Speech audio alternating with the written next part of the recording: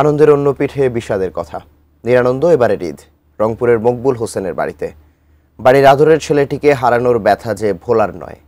শহীদ আবু সাঈদের পরিবারে এবারের ঈদ তাই খুশির বার্তা নিয়ে আসেনি। রংপুর থেকে শাহরিয়ার মিমের তথ্য, মনিরুজ্জামানের তোলা ছবি নিয়ে ডেস্ক রিপোর্ট।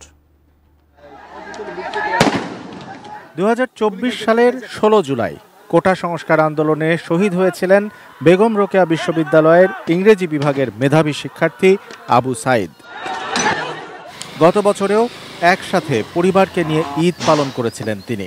ভাইয়েরা সবাই মাঠে গিয়ে জামাতের সাথে ঈদের নামাজ আদায় করেছিলেন। আবু সাঈদকে ছাড়া কাটছে এবারের ঈদ।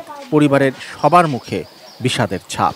ঈদের নামাজে যে সকালবেলা গোসল করা প্রতিযোগিতা করতাম যে কে কার আগে গোসল করতে পারে। দেশের বিভিন্ন প্রান্ত থেকে আমাদের বাড়িতে মানুষজন আসছে, আবু সাঈদের কবর জিয়ারত করছে, অনেক কিছু পাইছি, কিন্তু তার মাঝখানেও একটা নিজের মধ্যে একটা শূন্যতা কাজ করতেছে। আমরা গতবার একসঙ্গে নামাজ পড়ছি, খাইছি, একসঙ্গে কথা বলছি।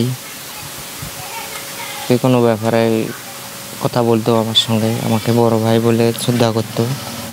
ভিশনের ফুলঝুরি মেগা অফারে ফ্রিজ কিনলেই পাচ্ছেন 16 পিসের আকর্ষণীয় গিফট বক্স একদম ফ্রি। প্রতি বছর সব ছেলেকে নিয়ে একসাথে ঈদ পালন করেন আবু সাঈদের বাবা মা। মায়ের শূন্য চোখ যেন ছেলেকে খুঁজে ফেরে ঘরের প্রতিটি কোণে। দুঃখ ভারাক্রান্ত মন নিয়ে আবু সাঈদের বাবা দেশবাসীর কাছে দোয়া চাইলেন। ছেলে হত্যার বিচার দ্রুত বাস্তবায়নের দাবিও করেন তিনি। বাংলাদেশটা গোড়ালটাই দিলে তাও আমার অন্তরটা ঠান্ডা হবার। ছেলেরা তার চিরজীবনের মন বিদেয়ী হয়ে গেছে। ওই ছেলে কি আর পাওয়া যাবে? 19টা না কয়টা আসামি করা, তার মধ্যে 4 জন কেবল ধরা পড়ছে।